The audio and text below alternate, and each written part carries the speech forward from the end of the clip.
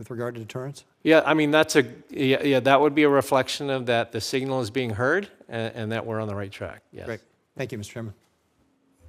Thank you, Senator Ricketts. Senator Schatz.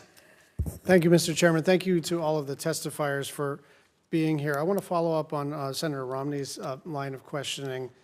I've been here for 11 years, not on the Foreign Relations Committee the whole time, and looking obviously very carefully at this issue, both from the United States' equities, but obviously specifically representing the state of Hawaii. And it just seems to me that complete, verifiable, irreversible denuclearization of the Korean Peninsula is not feasible. And I remember prepping for a hearing, and one of my staffers recommended that I not be on the bleeding edge of admitting that. And then Senator Corker just went ahead and said it all.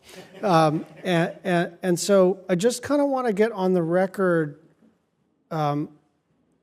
Mr. Cha, Ms. Town in particular, your view of that, because it seems to me that we just keep kind of whistling past this graveyard. And every time I get a briefing, either at the national security level or in the foreign policy context, it's sort of like magical thinking. You know, maybe they won't be able to do this. Here's the technological piece they have. Oh, look, they solved that. Oh, we thought they couldn't range Guam. Oh, they can range Guam. Now they've got, and now they can range CONUS. And reentry, they got that. And they keep getting better and better and seem to be totally undeterred. And we just need a new pathway. And so I'll start with you, Mr. Cha. What is that new pathway? That's a really hard question. Well, why don't we do it this Yeah, way? Because yeah. I do only have 3 minutes. I want to hear from both of you. Yeah. I agree with you. And maybe it's the wrong question to ask, because the problem with our current policy is we start with the end, Right. right? Yeah.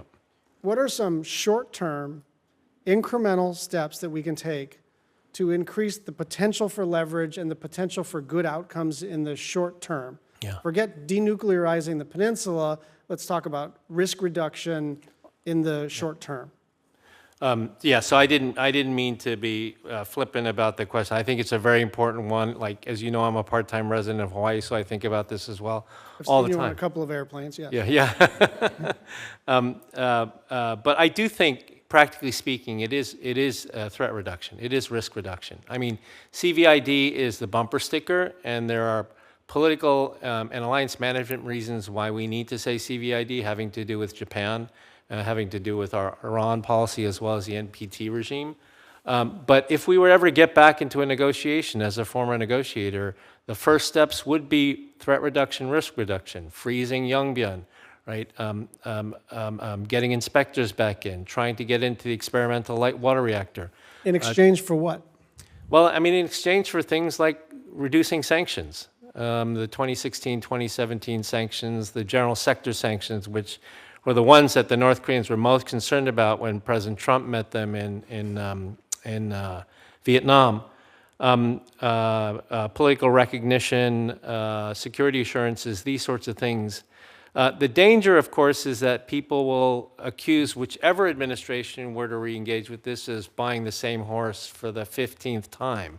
Well, it's I mean, there are a number of dangers, but the two obvious ones are what it does for non-proliferation policy globally, and then the other is politics, right? Yeah. Who wants to be the administration that softens its stance on North Korea as they're engaged in all this belligerent behavior? I'm going to have to stop it there and go to Ms. Town. Well, yeah, I mean, this is the million-dollar question, right? Of, is denuclearization possible? And if we believe it's not, then what are we doing? I think, if we think about denuclearization, North Korea's thinking on denuclearization, on its nuclear program, has fundamentally changed. So whatever hope we had before is even less now. But that doesn't mean we give up. We should continue to try. We should continue to try to work for, a denuclearized Korean Peninsula, which also includes preventing South Korea from going nuclear. But in the meantime, I think we really do need to define what our other goals with North Korea are. And there were trends, for instance, that were promising in North Korea prior to 2017, 2018, when negotiations started. And those were the rise of markets, the growing kind of socioeconomic space and social change that was happening inside the country. And if we look at the policies that we have now, our punitive approach to North Korea because of their nuclear program is really cutting off a lot of is really counterproductive to a lot of the productive things we thought were going on.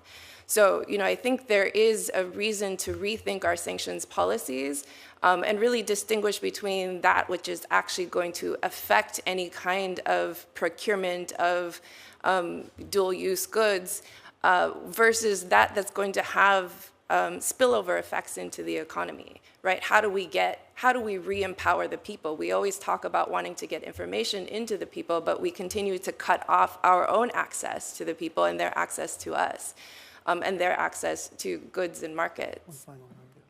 Just one final comment.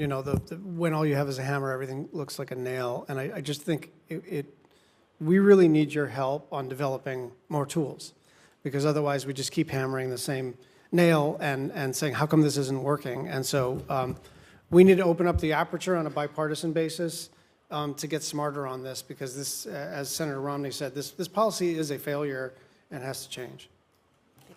If I could just say, one of the tools on the enforcement side really is, so as Senator Van Hollen mentioned, some of the work that has been done on things like the Auto Warmbier Act, the use of banking restrictions, and especially on the secondary sanctioning side. I mean, I know sanctions don't solve all the problem, but